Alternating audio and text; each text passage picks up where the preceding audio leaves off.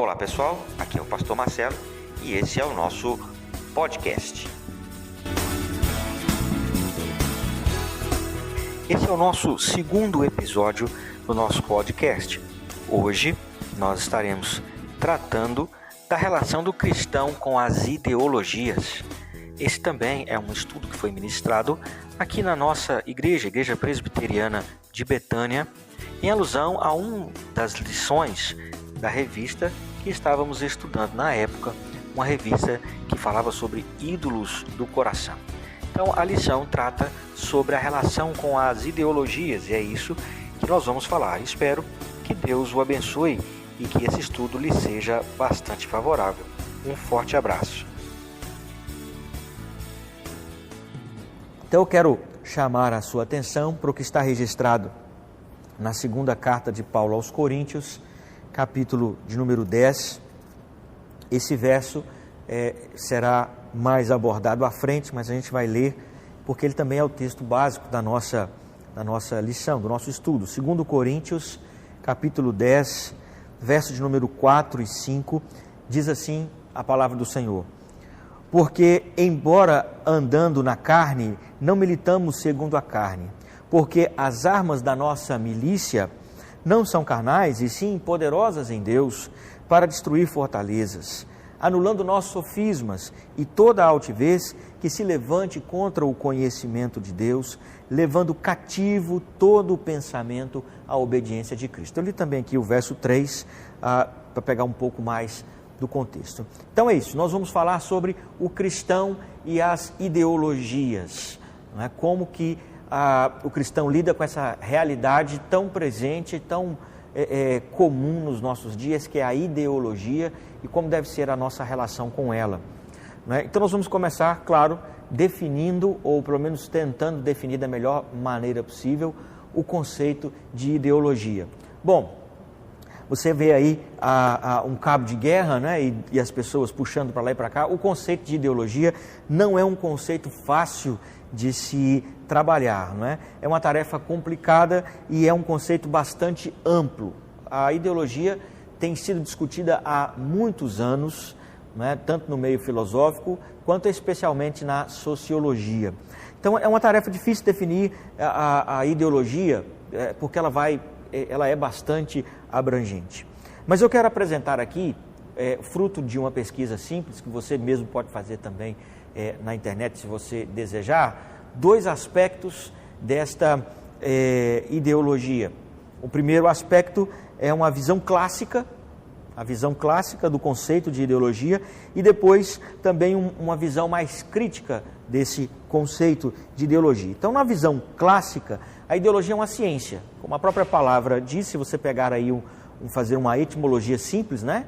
Duas palavras, o sufixo grego logia, que significa estudo. Então, basicamente, o conceito de ideologia é a ideia, numa visão mais clássica, de uma ciência que seria capaz de organizar de forma metódica, de forma eficaz, o pensamento, as ideias que formam a intelectualidade humana. Então, basicamente, ideologia é o estudo das ideias, o estudo das formas de pensamento que existem no mundo ao nosso redor. Mas, num conceito mais crítico, e é aí que vai entrar a ideia da nossa figura aí de disputa, num conceito mais crítico, nós vamos ter a definição de ideologia como um conjunto próprio de ideias, pensamentos, doutrinas e visões de mundo de um indivíduo, de determinado grupo, que é orientado para as suas ações sociais e que são um campo em que mais se trata da ideologia, que é num campo político. Essa conceituação mais crítica é dada por Karl Marx. Karl Marx foi aquele que trabalhou mais o conceito de ideologia nessa perspectiva.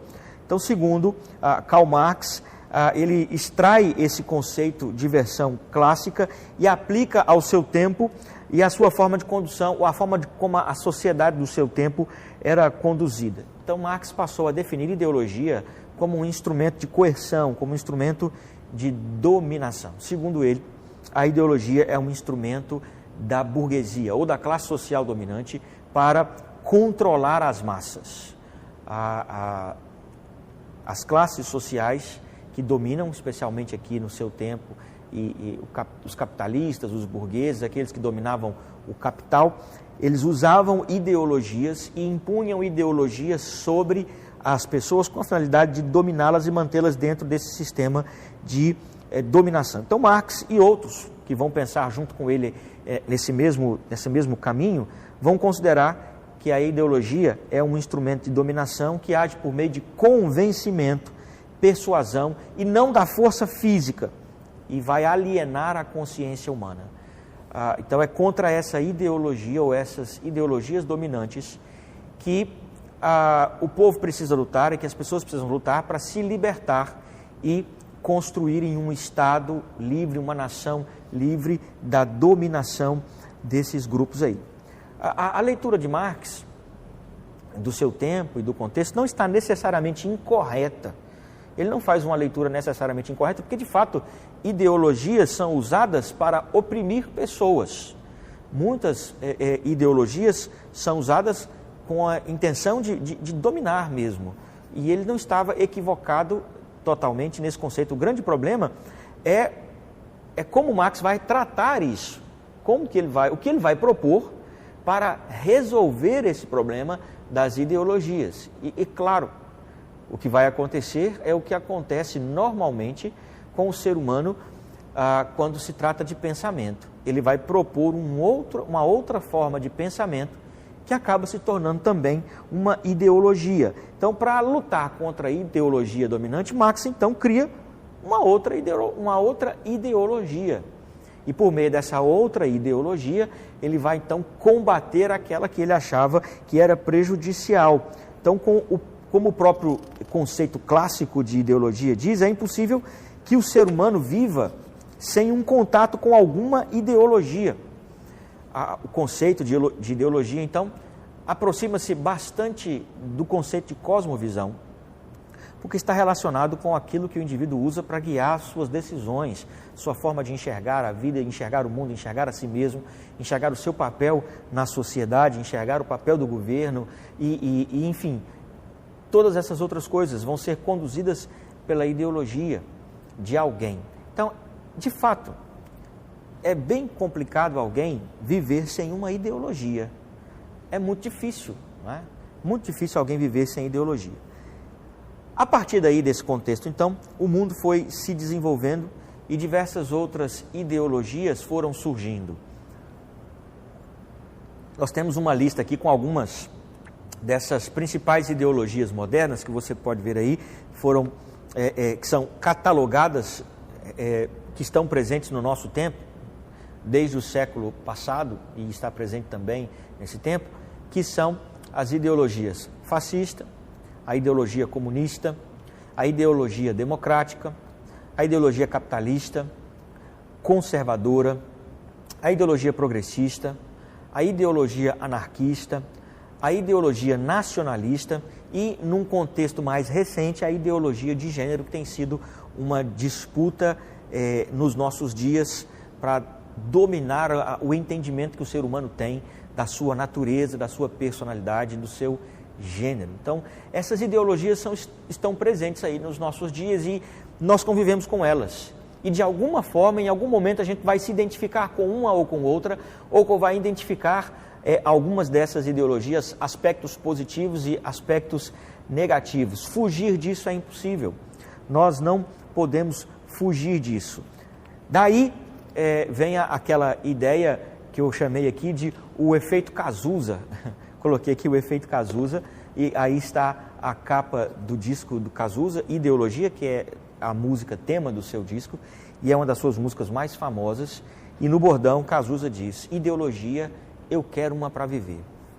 Então, o Cazuza, na década de 80, dispensa aqui ficar falando da trajetória de vida dele, mas a sua música, Ideologia, reflete um pouco da sua experiência de vida na década de 80 e como ele se decepcionou com algumas coisas, as frustrações que ele teve em relação a algumas coisas. E no fim ele conclui que há uma necessidade de ideologia para viver. Por quê?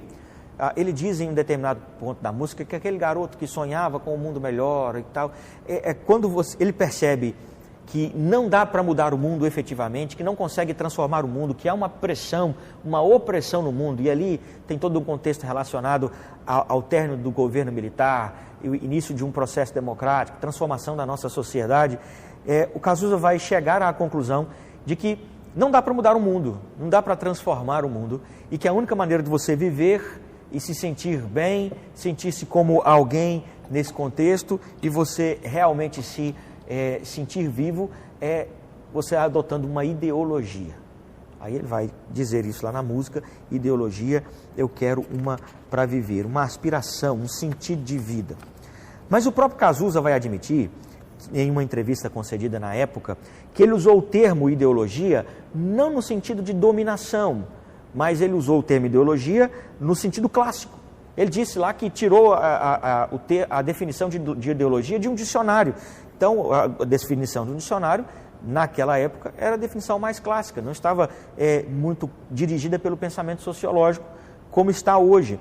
Então, ele tirou isso de um dicionário e não das aulas de sociologia. Então, ele estava muito mais próximo de um conceito de ideologia que era relacionado às ideias que você precisa para viver, ou seja, os seus ideais de vida.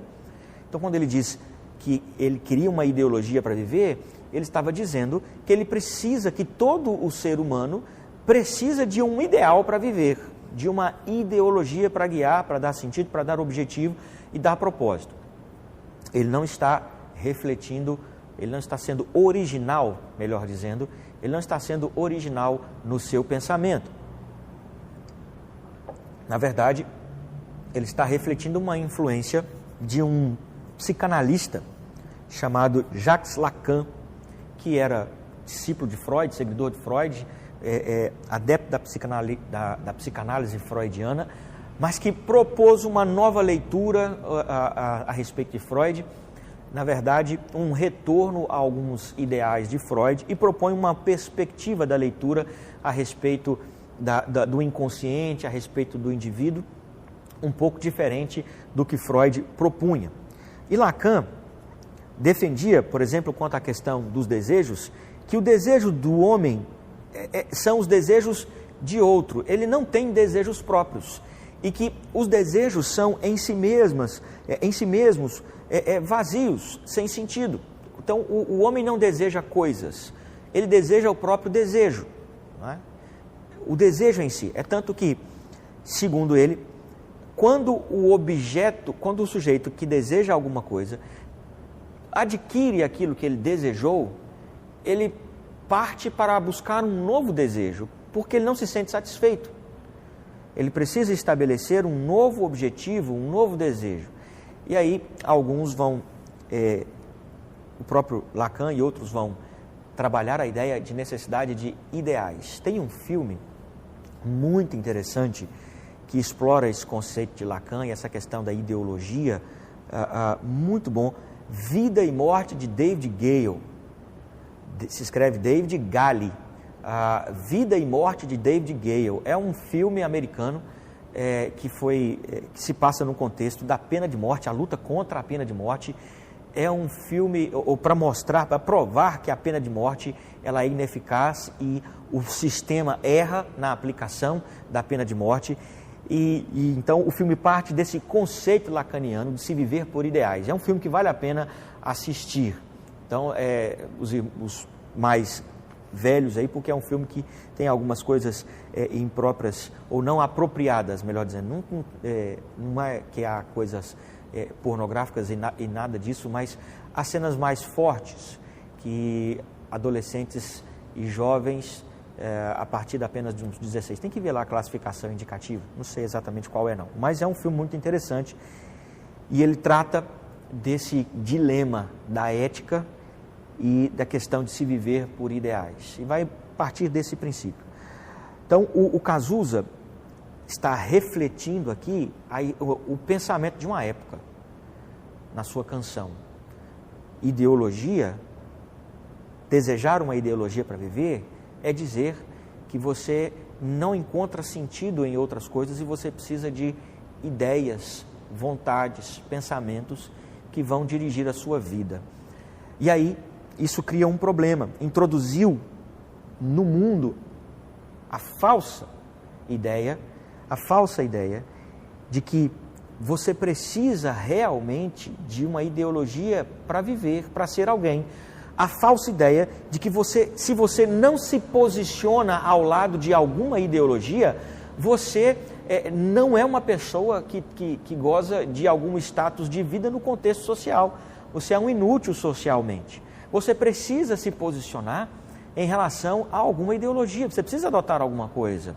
Você não pode ser neutro, até eu acredito que a neutralidade pura não existe, é verdade, mas o outro extremo, que é a afirmação de que sem uma ideologia você não existe, sem adotar uma ideologia, ou seja, há uma obrigatoriedade do indivíduo escolher um polo para estar.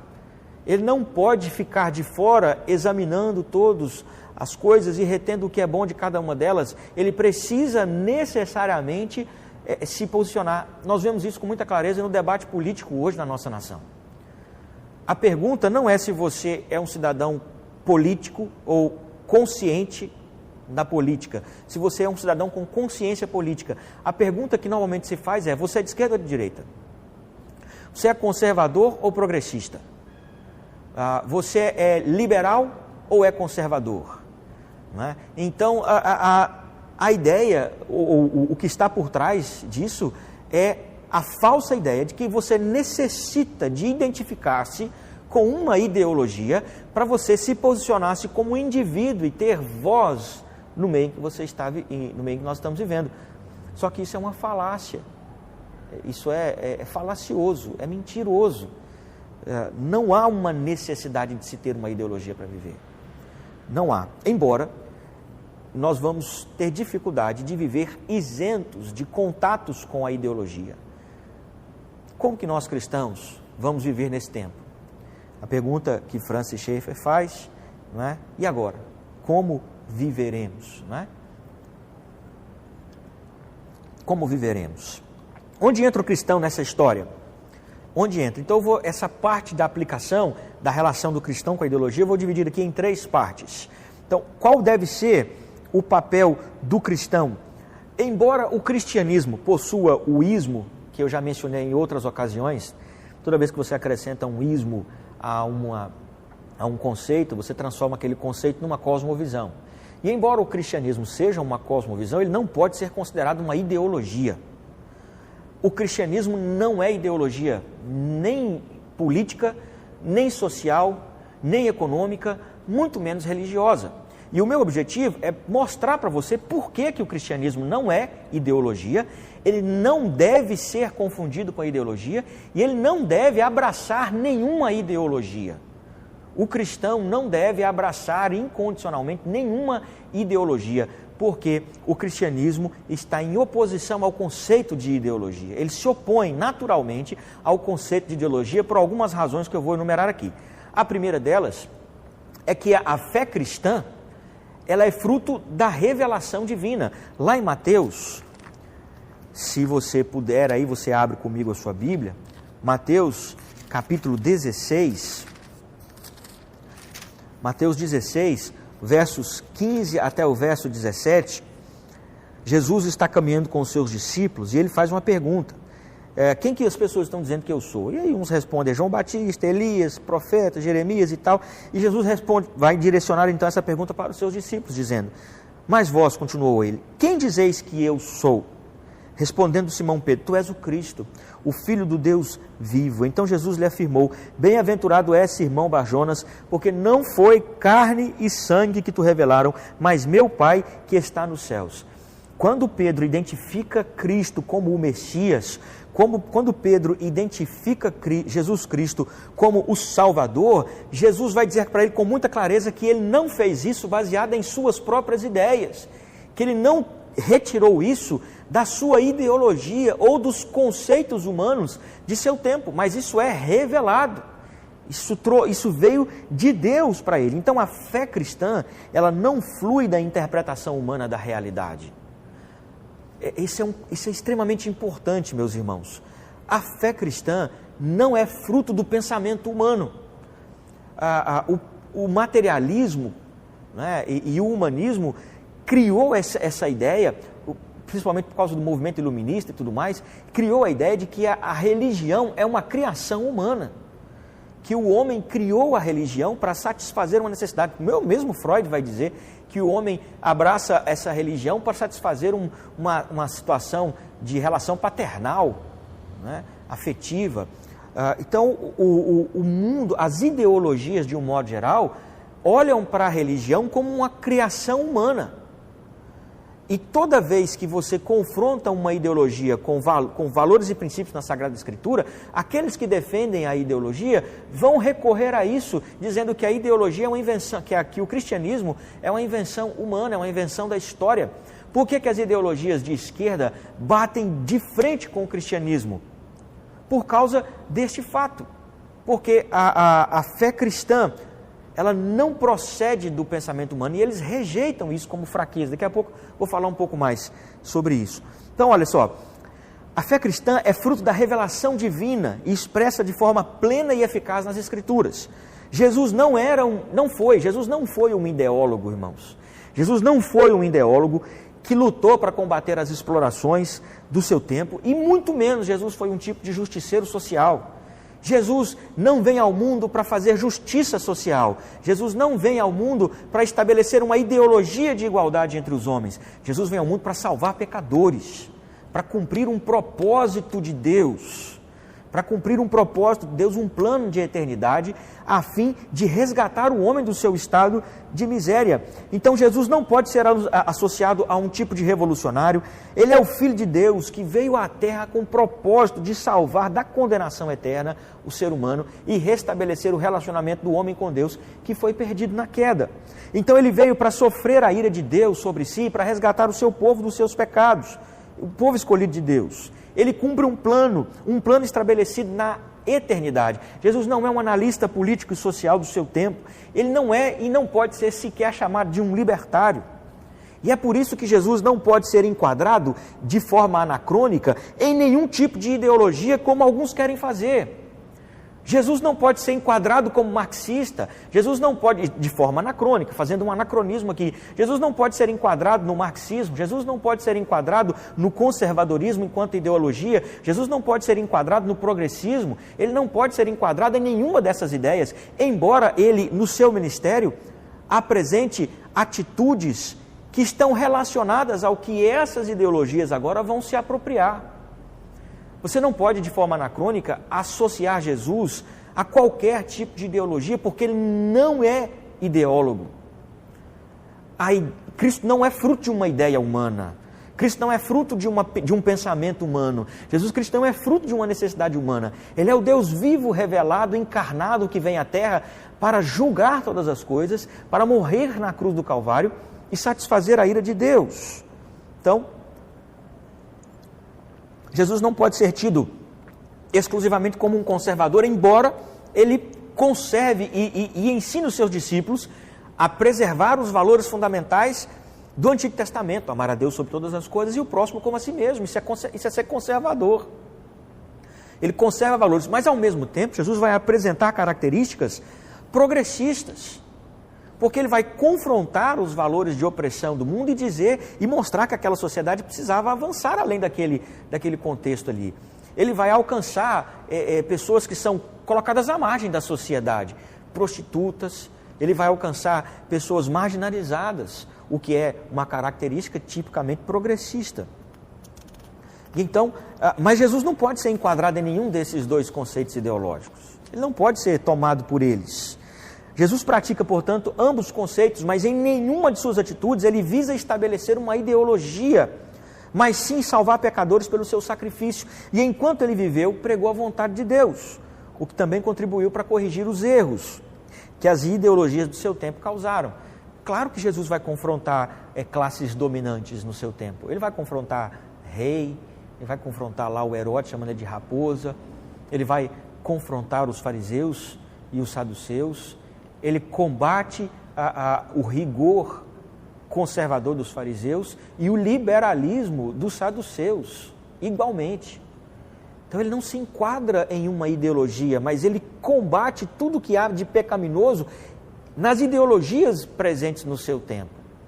Por isso Cristo não pode ser apropriado por nenhuma ideologia.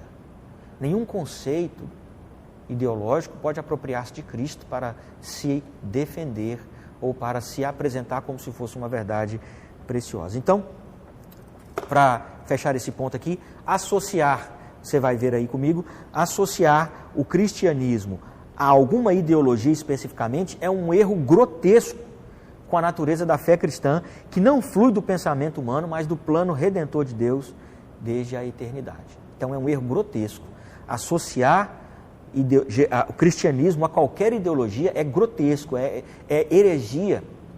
Não pode ser feito porque o cristianismo não tem nada a ver com as ideologias humanas. Ele não flui do pensamento humano, mas do ato revelador de Deus nas Escrituras. O segundo ponto é que a ideologia é, por causa da sua natureza, um caminho largo para a idolatria. Filipenses, capítulo 3, verso 17 ao verso 19. Diz assim: irmãos, sede imitadores meus e observai os que andam segundo o modelo que tendes em nós, pois muitos andam entre nós, dos quais repetidas vezes eu vos dizia, e agora digo-vos até chorando, que são inimigos da cruz de Cristo. O destino deles é a perdição, o Deus deles é o ventre, e a glória deles está na sua infâmia, visto que só se preocupam com as coisas terrenas. Na teoria, a ideologia parece ser algo inofensivo e uma demonstração até da pluralidade do pensamento humano, não é? A existência de muitas ideologias pode dar a ideia de que a humanidade evoluiu e tem espaço para todo tipo de pensamento. Mas na prática, cada ideologia se torna um fim em si mesma e exclui as outras. E por natureza, ela se opõe a outras ideologias. Nenhuma ideologia nasce com a finalidade de corroborar com outra ideologia. Toda ideologia nasce com a finalidade de confrontar outra ideologia. Então, o ideólogo é por natureza alguém que afirma de si e da sua ideologia como sendo a fundamental e a única que é plausível. E ele vai lutar contra as outras ideologias e vai negar a veracidade delas e a validade delas para o mundo. Por isso que há conflitos ideológicos. A busca por ideologias gera conflitos no mundo em que nós estamos vivendo. Cada ideologia, ela vai eleger para si um tótem, uma divindade, uma verdade, um conceito que eles vão constatar, pode ser até uma constatação da realidade, ou pode ser um conceito abstrato, que eles vão atribuir a isso o caráter de verdade absoluta e irrevogável. Então eles vão eleger uma verdade para si, que é absoluta e irrevogável. E embora o contexto que nós vivemos hoje, no nosso tempo, seja um contexto de pluralismo, seja um contexto aí onde há teoricamente espaço para diversas formas de pensamento, na prática isso não acontece. Porque muitas ideologias, elas excluem a si mesmas. E elas combatem umas às outras. Elas vão conflitar umas com as outras e elas vão preencher, elas vão dar vazão ao desejo do coração do homem de se destacar. Então é o caso, por exemplo, das ideologias de gênero, ou da ideologia de gênero, se bem que alguns estudiosos não gostam dessa terminologia, ideologia para aplicar a questão do gênero, né? É o caso do feminismo enquanto ideologia. Essas ideologias, elas estão lastreadas num conceito materialista.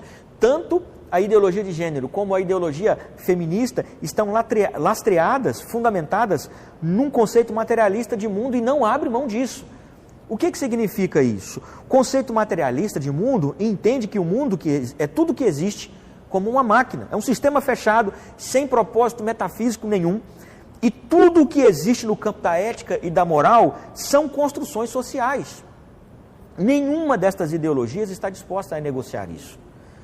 Nenhuma ideologia feminista está disposta a negociar esse fundamento. O feminismo não negocia isso. Ele não abre mão de conceber os valores morais de uma sociedade como concepção cultural. Eles não abrem mão de conceber a ética e a moral como uma construção sociológica. Então, os conceitos de gênero, o conceito do feminino, do papel do feminino, da relação homem-mulher, são construções sociais. Porque o pensamento deles é materialista, não há divino, não há nada que interfira aqui. Somos nós que fazemos todas as coisas. Então, se você tentar argumentar contra algum dos defensores dessa ideologia, combatendo esta sua premissa, ela não vai aceitar mudar. Por isso que é impossível, e aqui eu vou tocar num assunto que é complicado, eu sei, e eu não vou gastar tempo para explicar isso não, mas à luz desse ponto, é impossível que um cristão, uma cristã sejam feministas, ou que sejam ideólogos de gênero. É impossível, porque a sua cosmovisão, a sua ideologia está fundamentada numa estrutura materialista que é conflitante com a cosmovisão cristã.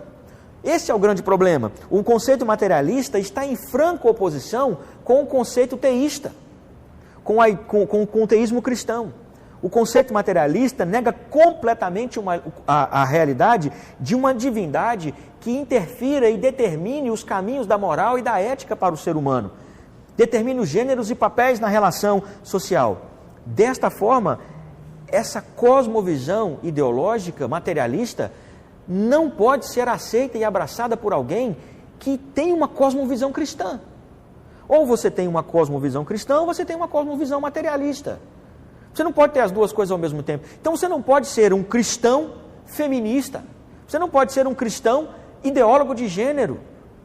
Porque a raiz desses dois edifícios são diferentes, não se misturam, não podem estar juntos.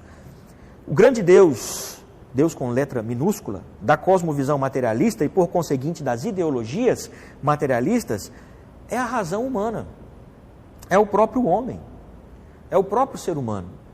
Então, por condição da sua própria definição natural, a ideologia abre um caminho fácil e largo para a idolatria.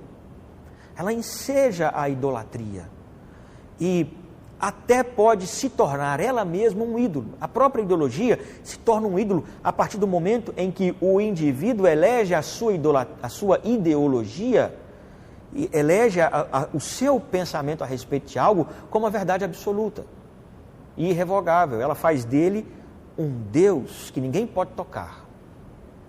Queridos, o tanto que isso está presente nos nossos dias, nas discussões sociais e políticas dentro da fé cristã, é um negócio absurdo.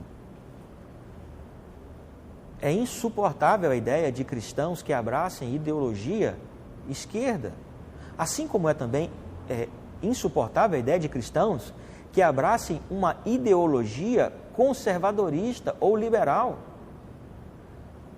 Embora nós possamos concordar com aspectos pontuais de cada uma dessas ideologias, abraçá-las é negar a fé por condição natural. Porque o cristianismo, ele se opõe às cosmovisões que fundamentam esses tipos de ideologias. Por isso, terceiro e último ponto, que aí a gente volta lá naquele texto nosso básico de Coríntios, segunda carta de Paulo aos Coríntios, capítulo 10, meu terceiro argumento é que a fé cristã é suprarracional. Por que um cristão não pode abraçar uma ideologia? Primeiro, porque a fé cristã é fruto de revelação divina e não de ideologia. Segundo, porque a ideologia é um caminho largo para a idolatria. E terceiro, porque a fé cristã é suprarracional. A fé cristã está acima da razão humana. Com suprarracional, eu não quero dizer que ela é irracional. Tem uma diferença que eu gosto de fazer entre aquilo que é irracional e aquilo que é suprarracional. Irracional é aquilo que é totalmente contrário à razão, que nega a razão, aquilo que é louco. Suprarracional é aquilo que está acima da razão e que o fato de não ser compreendido racionalmente não o torna irracional, mas sim aquilo que ele é, suprarracional, além da razão. Estar além da razão não é ser irracional. Estar contra a razão é ser irracional. Mas estar além da razão não é ser irracional, é ser suprarracional. E o Evangelho, a palavra de Deus, ela é por natureza suprarracional. A fé cristã, ela está acima da capacidade racional humana, embora ela possa se apoiar em grande parte na razão. John Stott escreveu um livrinho muito bom chamado Crer é Também Pensar, né? E eu recomendo a leitura desse livro, onde ele vai mostrar que fé e razão não se excluem, não é? Mas a razão caminha junto com a fé, e a fé guia a razão ao mesmo tempo em que a razão traz algum fundamento para a fé, mas a fé não confia exclusivamente na razão, porque a fé sabe que existem coisas dentro da revelação divina, até pela própria natureza de Deus, que não podem ser explicadas racionalmente porque estão acima da compreensão racional do homem e não são conflitantes com a razão humana. Então Paulo vai deixar bem claro nesse texto de Coríntios que os cristãos não devem se deixar levar por sofismas e argumentos humanos. Ele vai dizer, anulando nossos sofismas e toda altivez que se levante contra o pensamento de Deus, contra Deus. Esse é o grande problema da ideologia. As ideologias, elas se levantam contra Deus. Se levantam contra Deus. Ainda que alguém queira dizer que uma ideologia de esquerda, ela preza pelo bem-estar social igual Jesus prezou, ainda que alguém possa dizer que uma ideologia de direita, ela preza pela liberdade do indivíduo, como os 10 mandamentos lá, como o 4º mandamento fala da propriedade privada, ainda que você encontre pontos aqui ou ali, na essência, no fundamento, a fé cristã, ela é contrária às ideologias, porque ela se choca com a cosmovisão fundamental delas, com o que está na raiz. Por isso que as nossas armas, diz o apóstolo Paulo, não são carnais, elas não são fruto da nossa racionalidade. Nós não podemos combater ideologias no campo das próprias ideologias, porque a nossa função é para, em Deus, anular sofismas e toda altivez que se levante contra Deus, fazendo o quê? Levando cativo o pensamento à obediência de Cristo. Então a fé é suprarracional, ela está acima da razão. E deve ser ela o critério de juízo de tudo aquilo que a nossa razão produz e não o oposto. O que nós não podemos fazer é ceder à máxima iluminista de que a razão do homem ilumina tudo, como dizia Protágoras, pai aí do progenitor do humanismo renascentista, embora seja um filósofo ainda bastante antigo. O homem é a medida de todas as coisas, das que são enquanto são e das que não são enquanto não são, ou seja, quem define é o próprio homem, e a partir disso aí é que o homem define Deus. É por isso que ideologias não podem ser abraçadas pelos cristãos, porque a ideologia, ela vai tratar o divino como um construto humano. Já falei sobre isso no primeiro ponto. Agora, tem um detalhe interessante, porque quando a gente fala que a fé cristã tem que ser juíza de todas as ideologias, é porque as próprias ideologias confrontam a fé cristã, ideologias opostas. Um pensador, cristão do início do século passado, chamado Chesterton, G.K. Chesterton, ele disse que o cristianismo é atacado por todos os lados por motivos contraditórios. O cristianismo é atacado tanto por conservadores quanto por progressistas. Quer ver? Gene Edward Waite Jr. escreveu um livro chamado De Todo o Teu Entendimento. Fantástico, leia esse livro, se você puder, De Todo o Teu Entendimento. E ele vai mostrar, ele vai partir dessa definição do Chesterton e vai destrinchar isso com exemplos. Olha aí o que ele diz. Olha só como que ele vai apresentar aí essa falácia. Os seguidores de Karl Marx acusam o cristianismo de oprimir os pobres. Os seguidores de Ayn Rand, que é uma filósofa americana de origem russo-judaica, que defendia, entre outras coisas, o egoísmo racional e rejeitou o altruísmo, ela condenava o altruísmo. Os seguidores de Ayn Rand acusam o cristianismo de ajudar os pobres. Então, você tem, de um lado, o marxismo, que acusa o cristianismo de oprimir os pobres, e você tem o egoísmo racional que acusa o cristianismo de ajudar os pobres. Olha só, uma pessoa pode acusar o cristianismo de ser o ópio do povo e depois, na mesma conversa, reclamar sobre a posição da igreja em relação às drogas. Liberais odeiam o cristianismo por ser conservador e os conservadores o odeiam por ser liberal. Numa aula de história, o cristianismo pode ser culpado aqui, né? Tanto pela indulgência de Eduardo, o confessor, quanto pela violência de Ricardo Coração de Leão, tanto por ser pacifista ou por ser muito hostil. Então, percebe que o cristianismo, ele bate de frente com todas as ideologias, e todas as ideologias atacam o cristianismo, porque os seus conceitos e valores, a sua raiz, o seu fundamento é diferente das ideologias. Não importa se as ideologias sejam contraditórias entre si, se seja esquerda e direita. O cristianismo vai se opor a ambas, em diversos conceitos, ao mesmo tempo em que vai enxergar em ambas pontos positivos, mas vai se chocar na raiz delas, que vai combater a origem delas. Então o cristão, segundo essa definição aqui do Chesterton e esse exemplo, o cristão é alguém que percebe algumas coisas boas nas ideologias, mas não as abraça. Ele percebe que há coisas boas no marxismo, ele percebe que há coisas válidas no conservadorismo, na direita, mas ele não as abraça. Eles não as abraçam incondicionalmente.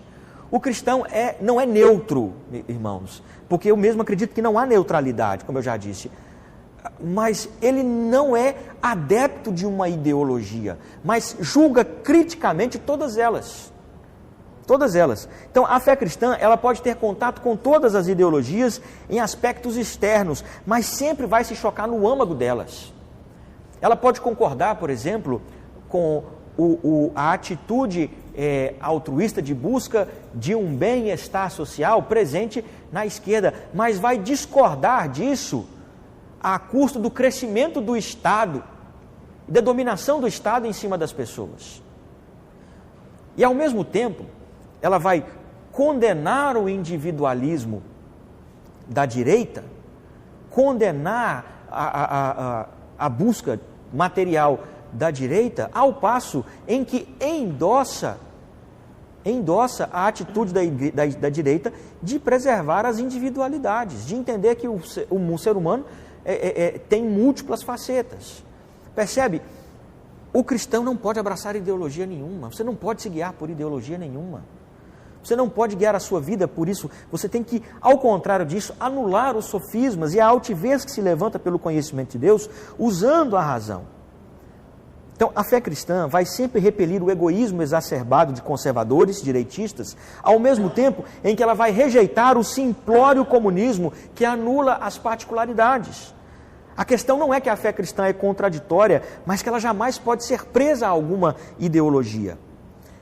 Por isso, meus amados, quem lê as Escrituras com os olhos de Marx e de Engels, peca terrivelmente contra Deus, assim como aqueles que querem ler as Escrituras sobre a ótica de Roger Scruton ou de Edmund Burke. As Escrituras precisam ser lidas da perspectiva delas mesmas, de Deus. E são as Escrituras que julgam o mundo e suas ideologias, mas não as ideologias que explicam as Escrituras, ou que aplicam as Escrituras. Você não vai encontrar, eu já ouvi tantos argumentos, eu sou de direita porque a direita preenche melhor os valores da propriedade privada e da valorização do indivíduo que a fé cristã defende por causa da criação. Eu defendo a esquerda porque a esquerda preenche melhor a necessidade de nós amarmos o ser humano e entendermos os problemas do outro e sermos compassivos. Essas duas coisas são verdadeiras. Elas não estão em oposição. Na fé cristã, o cuidado do pobre e a percepção do sofrimento social está em pé de igualdade com as liberdades individuais e com a proteção do indivíduo nas suas particularidades. Elas não estão em conflito nas Escrituras. Não existe conflito entre elas. Mas se você, como cristão, abraça qualquer uma delas, você vai automaticamente ter que abraçar o todo. É impossível abraçar alguns aspectos da ideologia. Você não consegue abraçar alguns aspectos da ideologia. Se você é de esquerda, você é de esquerda. Você não é de esquerda, mas é meio direita. Não existe ser meio direita e meio esquerda ao mesmo tempo. Claro que os estudiosos vão dividir isso aí no centro, centro-direita, centro-esquerda, extremo, extremo, aquilo, outro. Mas uma coisa é fato, você não pode ser dos dois ao mesmo tempo. Você precisa estar de fora, confrontando os dois. E endossando de ambos aquilo que é coerente com as Escrituras.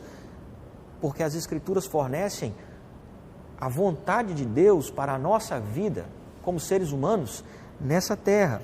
As Escrituras fornecem o parecer de Deus para a verdade do ser humano, independente da sua condição social e do seu perfil ou da sua postura ideológica. Desculpa. Concluindo, irmãos, a conclusão é: Cazuza não tinha razão. O Cazuza não tinha razão. E o mundo não tem razão quando diz que você precisa de uma ideologia para sobreviver nesse mundo. Você não precisa de uma identidade ideológica. Você não precisa se identificar com esquerda e direita. Você não precisa se identificar com conservador e liberal. Você não precisa dessas coisas. Embora eu admito que é impossível que você não se identifique em algum aspecto com essas cosmovisões e com essas ideologias, porque a gente está no mundo, a gente vive nesse mundo, não tem jeito de sair desse mundo. Então, não tem como você não ter contato com essas coisas. Agora, o que nós não podemos é abraçar uma identidade ideológica, porque a ideologia corrompe a nossa visão de mundo e nos faz ver bitoladamente apenas aquela perspectiva. O indivíduo de esquerda não vai admitir que o indivíduo de direita tem razão e vice-versa. O conservador não vai aceitar a posição do liberal e vice-versa. Então, quando você se identifica como um ideólogo de alguma dessas ideologias, um defensor de algumas dessas ideologias, desculpa a redundância, você vai necessariamente ter que eliminar as outras. Mas nós, como cristãos, não podemos fazer isso. Nós temos que levar cativo todo o pensamento à obediência de Cristo. Eu gostei dessa imagem aí, porque ela mostra que tem as engrenagens da esquerda e da direita, e as duas estão debaixo da cruz de Cristo. É subjugar isso. Nós precisamos subjugar a nossa posição política a Cristo. Nós não podemos deixar, e esta é a causa de grandes conflitos no nosso dia, deixar que ideologias moldem a nossa forma de enxergar o mundo e o próximo, e principalmente a Deus. Então, o que está acontecendo e está gerando tanta divisão no ambiente político-social da nossa nação é exatamente a idolatria das ideologias. A ideia de que você precisa ser de um lado. Como eu disse, eu não concordo, eu entendo que não há neutralidade, ela é impossível. Mas dizer que é impossível ser neutro não significa que extremo é necessário. Você não precisa se posicionar em um dos lados. Você pode admitir e criticar os dois. Porque a fé cristã dá isso. A fé cristã, ela tem essa característica de ser supra, de ser fora das ideologias. E deve ser um instrumento para julgar todas as ideologias e não para abraçá-las. Concluindo então, de que lado você está, meu irmão? Seja de qual lado você está, ou como você se posicione, não seja dominado por ele. Entenda que você, cristão, foi chamado para ser sal da terra e luz do mundo. Você e eu fomos chamados para levar cativo todo o pensamento à obediência de Cristo. E não Cristo cativo à obediência do mundo. Infelizmente, tem muito cristão fazendo Jesus cativo de sua ideologia política. Tem muito cristão querendo escravizar Cristo à sua ideologia de gênero, à sua visão de gênero. E dizer que Jesus Cristo era feminista ou era machista. Dizer que ele era de esquerda ou era de direita. Tem muita gente querendo escravizar Cristo ao seu viés ideológico. Isso está errado, isso não pode acontecer de forma nenhuma. Tem muito cristão fazendo isso para defender suas políticas e politicagens. E eu não estou falando de bolsonaristas, né? Eu estou falando de todos. Né? Não importa se você é bolsonarista, se você é lulista, se você torce para o Ciro, se você torce pela Marina, se eles ocupam o lugar que devia ser de Cristo na sua vida, você está em idolatria ideológica. Você precisa mudar e se converter disso. Peça a Deus misericórdia, se arrependa e volte o seu coração, cativo o seu coração à obediência de Cristo. Que Deus abençoe a sua vida, aplique a palavra ao seu coração. Qualquer dúvida que você tiver, você pode mandar aí pelos comentários, não é? Que a gente vai responder. Um forte abraço, nós vamos orar e assim encerrar a nossa palavra.